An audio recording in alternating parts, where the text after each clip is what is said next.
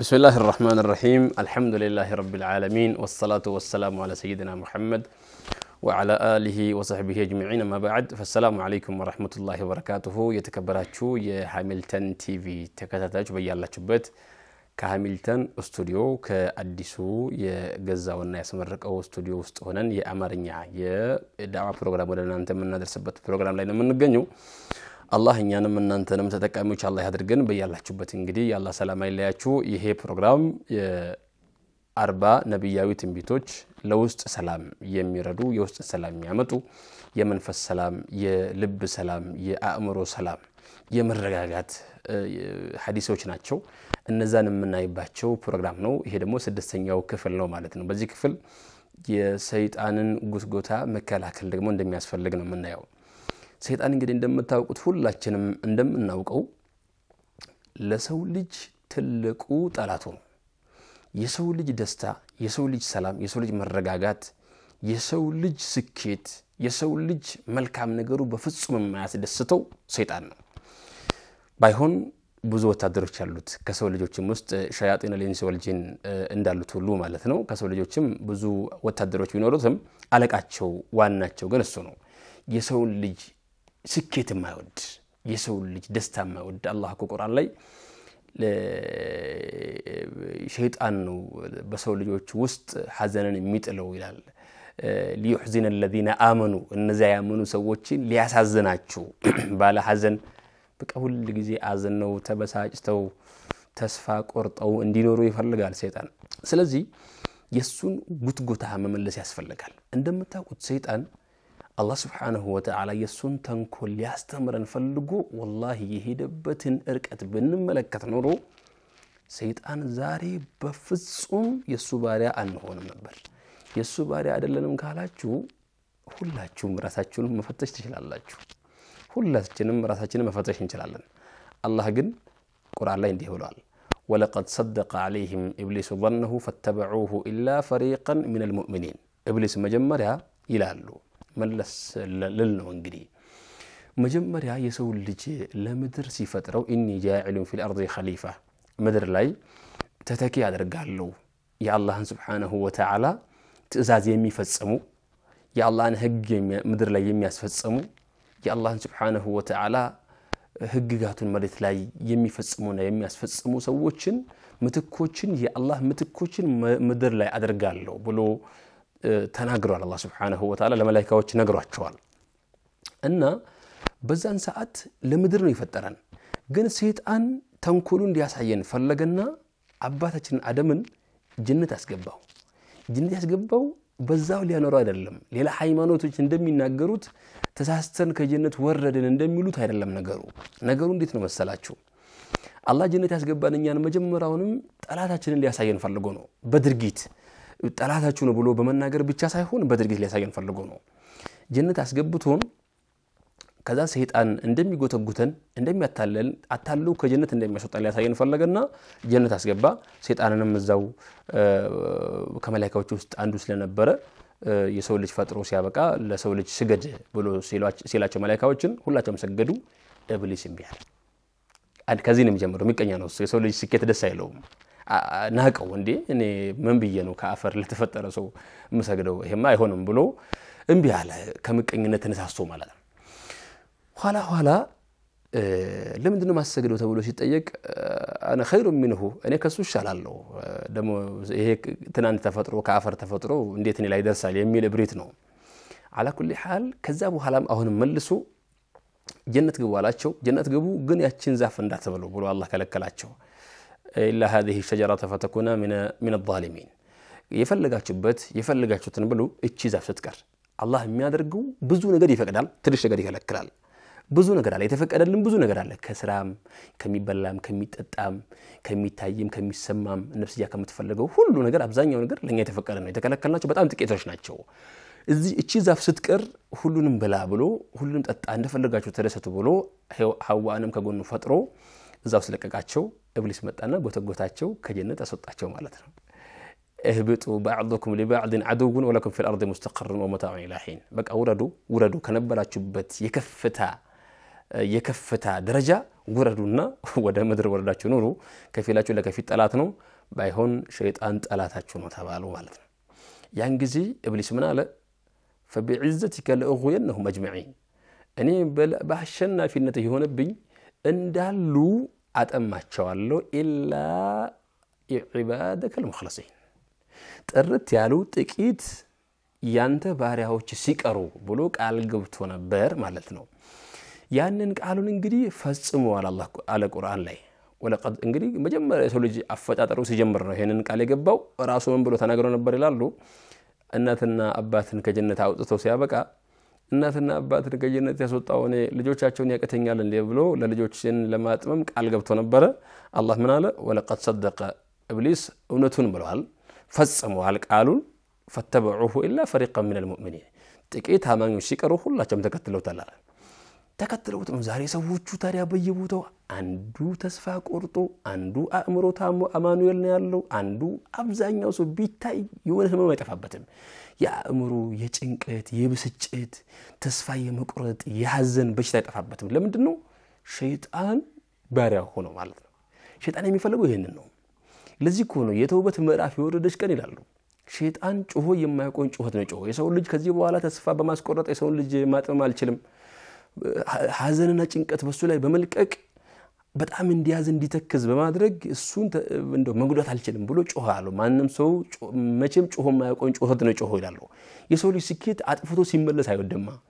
አጥፍቶ በዛው ጥፋተኛ ሆኖ ያጠፋ እንዲኖር ነው የሚፈልገው ገባችሁ አይደለም ስለዚህ የሸይጣን ይሄንን ጠላት የሆነው ሸይጣን ጉትጎታውን መከላከል ያስፈልጋል الله سبحانه وتعالى إن عبادي ليس لك عليهم سلطان ባሪያዎችንማ በእነሱ ላይ ላንተ ስልጣን የለህም ብሎታል ኢብሊስ በአላህ ባሪያዎች ላይ ስልጣን የለውም ኢብሊስ ያለው በራሱ ባሪያዎች ነው በራሱ ወልዮች ውስጥ ነው ስልጣን ያለው እነሱ ነው እንደፈለገ ማድረግ የሚችል እነሱማ ታዛዦች ናቸው ይخوፉ አውሊያሁ እንደሚለው ማለት ነው ወልዮቹ ናቸው የሱ ወልዮች ናቸው እነሱ እንደፈለገ ያረጋቸዋል አማኞች ከሆነን ግን ሙእሚኖች ከሆነን እኛ ውስጥ ተስፋ የመቁረጥ የሐዘን የብስጭት የጭንቀት የስኬት አልባነት የአፍራሽነት የአጥፊነት የኔጌቲቭ ስሜትና የመረበሽ ስሜት በእኛ ውስጥ በፍጹም አይኖርም ምክንያቱም ሙእሚን ሁሉ ጊዜ የአላህ ባሪያ የአላህ ታዛዥ ነው የሰው ልጅ ደግሞ ያጠፋል ሁሉ በኒ አደም خطأ ይወለህ በሽርክ ውስጥ የተዘፈቀ ሊሆን ይችላል በቢድዓ ውስጥ የተዘፈቀ ሊሆን ይችላል በሰው እዳ ውስጥ የተዘፈቀ ሊሆን ይችላል በሪባ ውስጥ የተዘፈቀ ሊሆን ይችላል ቡና ቤት ገብቶ መጠጥ ቤት ገብቶ ሺሻ ቤት ገብቶ ሴተኛ አዳሪ ቤት ገብቶ የተለያየ ቦታ ላይ ተዘፍቆ ሊሆን ይችላል አንድ ጊዜ አላህ አንቀቶት ከተመለሰ ግን እንደው አልহামዱሊላህ ያለ ሁሉ ደስተኛ ነው ገባችሁ አይደለም ሁሉ ጊዜ ደስተኛ ነው አልহামዱሊላህ ያለ ተወቱል ያደርጋል ወደ አላህ ይመለሳል አላህ ሆይ ወደ አንተ ከመጣው አንተ እንደፈለክ አድርገኝ ይላል አላህ ያለውን ሁሉ ያደርጋል ይቻላል ማለት ነው ሲሳሳት ነገም ያጠፋል ወደ አላህ ይመለሳል ተነጎዳም ያጠፋል ወደ አላህ ይመለሳል ወደፊትም ያጠፋል ወደ አላህ ይመለሳል ሸሽቶ ወደ አላህ ይመጣል ሸሽቶ ወደ አላህ ይመጣል ባሁን ሰዓት ወንጀል የሚያሰሩ በጣም ብዙ እድሎች ስላሉ ሰፊ ስለሆኑ ማለት ነው ባጠፋ ቁጥር ወደ አላህ Subhanahu Wa Ta'ala እየተመለሰ ይሄዳል ለዚህ ነብያችን አለይሂ ሰላቱ ሰላም ምናሉ ያቲ ሸይጣን አሐዱኩም ሸይጣን እዚሁ ኪታብ ላይ ያለችውን ማነሳላችሁና እዚሁ ትምርታችን ላይ ስድስተኛው ነጥብ ማለት ነው يأتي الشيطان أحدكم شيطان ودانياچو يمطال أحدكم شيطان ودانياچو يمطانا فيقول يوسوسال يمطانا من خلق هذا ومن خلق هذا ومن خلق هذا ይሄንን ማን የፈጠረው ያንን ማን የፈጠረው በጣም እኮ ረብሽ ሊያረግ ነው ጭንቅ ሊያረግ ነው ይሄንን ማን የፈጠረው የዚህ ፈጣሪ ማን ነው ይሄንን የሰራው ማን ነው እያለ ይጎተጎታል እስከመች ድረስ አላህን እስከሚያሳጣህ ድረስ ومن خلق الله አላህንስ ማን የፈጠረው እስከሚል ድረስ ይመጣል ገባችሁ አይደል ይሄንን ሲያደርግ ነብዩ ባንደ ሐዲስ ምናሉ ذاك صريح الايمان ያ ኢማን ማለት እሱ ነው ሰይጣን ባዶ ልብ ውስጥ አይመጣም ባዶ ቤት ውስጥ አይመጣም ኢማን ያለው ልብ ጋር ነው የሚመጣው እነዛንማ ባሪያዎች አድርጓቸዋል አገልጋዮች አድርጓቸዋል እነዚህ ጋር መጥቶ ከአላህ ሊያወጣቸው ይሞክራል ያን ጊዜ ምን ያደርጋሉ ወልيستعذ بالله ولينتهي በአላህ ይጠበቅና ከዚህ ድርጊቱ ይከልከል ወይመለስ በቃ ከዛ አመለካከት ይውጣ በአላህ ይጠበቃሉ በአላህ መጠበቂያዎች ብዙ ነገሮች አሉ በአላህ ምን ተጠበቀባቸው እንዴት ነው በአላህ ምን ተጠበቀው እስኪ ትንሽ እናውራ በአላህ መጠበቅ ማለት ምን ማለት ነው? በአላህ መጀን ማለት ነው። በአላህ መገን አላህ ማለት ነው እንጂ ሸሆቹ መጀን አይደለም። አብዱል ቃድር ጀይላኒ መጀን አይደለም። ሸሆቹ መጀን አይደለም። ኑር ሁሴን መጀን አይደለም። ገባችሁ አይደለም? ወይም ደግሞ የሰፈሩ መጀን አይደለም። የአውሊያው መጀን አይደለም። የሩሃንዩ መጀን አይደለም። ታረሳ አላህ መጀን በአላህ እንጠበቃለን ማለት። በአላህ መጠበቂያዎች ብዙ አሉ ነብዩ ያስተማሯቸው። ከነዚያ መካከል أعوذ بكلمات الله التامة من شر ما خلق أعوذ بالله وقدرته وعزته من كل ما أجد وأحاذر سو سيامو سيچنك سيربش كشيطان غوتغوتا متبق سيفلك أعوذ بالله من الشيطان الرجيم كرحمت كتبارو شيطان غوتغوتا بالله اتبقالو ግልጽ ነው አይደል? ከአላህ ረህመት ከተባረረው ሰይጣን ጉትጎታ ተንኮል በአላህ اتبقالو እየጎተጎተኝ ነው፣ እያስቸገረኝ ነው፣ እየረበሸኝ ነው፣ እያስጨነቀኝ ነው። ሐዘን እንዲለኝ፣ ትካዜ እንዲለኝ፣ ብስጭት እንዲለኝ፣ ጭንቅ እንዲለኝ፣ ረብሽ እንዲለኝ፣ ድህነት፣ ራብ፣ ጥማት፣ ስራ ማጣት፣ ኢኮኖሚ መቃወስ እንዲለኝ፣ በሽታ፣ ሰው ማጣት፣ ሰው እንዲጠላኝ፣ ጎረቤት እንዲጠላ፣ ከልጆቼ ጋር ከአባቶቼ ከእናቶቼ ጋር እንድጣላ፣ ከቤተሰብ ከእህቴ ከወንድሜ ጋር እንድጣላ እየጎተጎተኝ ነው። ከሱ ጉትጎታ በአላህ እጠበቃለሁ። ገባችሁ አይደለም? ከአላህ ረህመት የተባረረው የለም። ከሱ ጉትጎታ በአላህ እጠበቃለሁ ማለት ነው። ሌላው መጠበቂያ ቁል አዑዙ ቢረቢል ፈለቅና ቁል አዑዙ ቢረቢን ናስ ናቸው። ሙዓውዘተይን ይባላሉ። ሁለት ተጠባቂዎች ማለት ነው። ይጠብቃሉ። ምንድነው የሚለው አንድ ሰው ልጅ ግን ሁሉ ጊዜኛ እንቀራቸዋለን አይደል?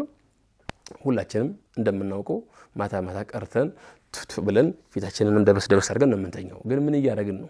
አንድ ነገር እዚህ ቦታ ላይ ቆም እንድትሉ ፈልጋለሁ። በጣም ትኩረት እንድትሰጡ የምፈልገው ነገር ስላለ ማለት ነው። እሱ ምንድነው መሰላችሁ? አላህ Subhanahu Wa Ta'ala ትርጉም የለሽና ውስጥን ተች የማያደርግ ነገር ውስጥን የማያናገር ነገር እኛን አድርጉ ከማለት የጠራ ጌታ መጀመሪያ ማወቅ አለባችሁ። እዚህ ጋር እንስማማ። ስንሰግድም ስንጾምም ዘካ ስናወጣም ስንቀራም አላሁ አክበር ሰሚ አላህ ሊመን ሐሚደ ስንል ትርጉም የለሽ ትርጉምን ማናስተነትነው በትርጉም ማንማረው ተደቡር ማናረገው ማናስተውለው ነገር በሉ ከማለት የጠራ ጌታ ነው። የፈለገው እሱ እያስተዋለን እንድንል ነው የሚፈልገው። ዝም ብሎ ድሮ ንያ ማለት እንደዚህ ነው፣ አላሁ አክበር ማለት ነው፣ አተህያቱ ማለት ነው፣ ፋቲሃ እንደዚህ ነው፣ ቁል አዑዝ እንደዚህ ነው፣ ቁል አላሁ እንደዚህ ነው ብለን የተማርናቸው ጥሩ ናቸው። መሸምደዱ መማሩ ግን ከመማር ጋር ምን ቀረ መሰላችሁ? ዋናው ዓላማው ግቡ ምንድነው ትርጉሙ ምንድነው የተፈለገው ማለት ነው። ስለዚህ ልክ የሸይጣን ጉትጎታ ሲያስቸግር አዑዙ ቢረቢል ፈለቅ ንጋትን በሚሰነጥቀው ጌታ ተጠበቃለሁ ማለት ነው። ሌሊትን ወደ ንጋት በሚቀየረው ጌታ በሱ ተጠበቃለሁ በአላህ ተጠበቃለሁ ማለት ነው።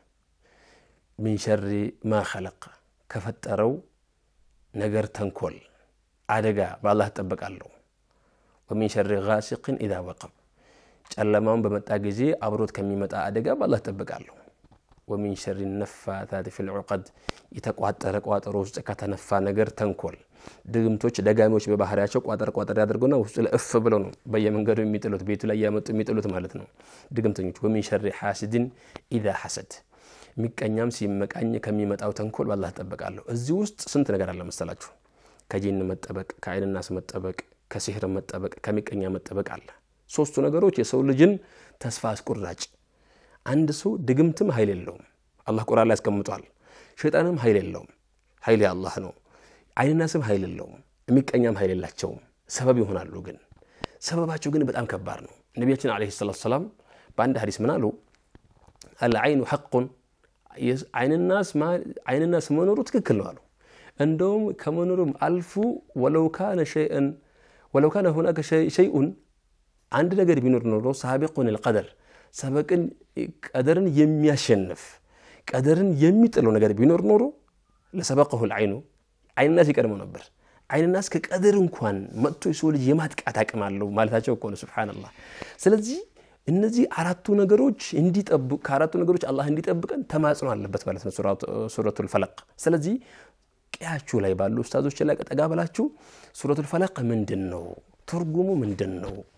ነብዩ ሰለላሁ ዐለይሂ ወሰለም 11 የድግምት ቋጠሮ ተቋጥሮባቸው ተጥሎ ቤታቸው ላይ ለ11ዱ ቋጠሮ 11 ምዕራፍ ወረደላቸው። ሱረቱል ፈለቅ 5 አንቀጽ ሱረቱል ናስ ደግሞ 6 አንቀጽ አንዱ ሲቀራ አንዱ ድግምት አንዱ ሲቀራ አንዱ ድግምት የተፈታ ሰዎቹ ነፃ ሆኑ በአሁን ሰዓት ሶስቱ ነገሮች ድግምት አይንናስ ወላሂ በጣም ሰፊ አደጋ ሰፊ ጥቃት ያደረሱ ያሉ በተለይ ሙስሊም ሴቶች ላይ ሰፊ ጥቃት ያደረሱ ያሉት እነሱ ናቸው ሁላችንም ከዚህ ነገር እንጠብቅ ከሸይጣን ጉትጎታ እንጠብቅ እነዚህ አራቱ ነገሮች የሸይጣን ወታደሮች ናቸውና የሸይጣንን ጉትጎታ እንከላከል እነዚህን ምዕራፎች ቀርተን አላህን ለምነነው አዑዙ ቢላሂ ሚነሽ ሸይጣኒር ረጂም ብለን ከሸይጣን ጉትጎታ ከራህመት ከተባረረው ሸይጣን ጉትጎታ በአላህ እንጠብቃለን ያለን ዱዓ እናድርግ ያልኩኝ ያሁንም ፕሮግራም በዚሁ ያበቃለሁ ወሰላሙ አለይኩም ወራህመቱላሂ ወበረካቱ በቀጣይ ፕሮግራም ጠብቁኝ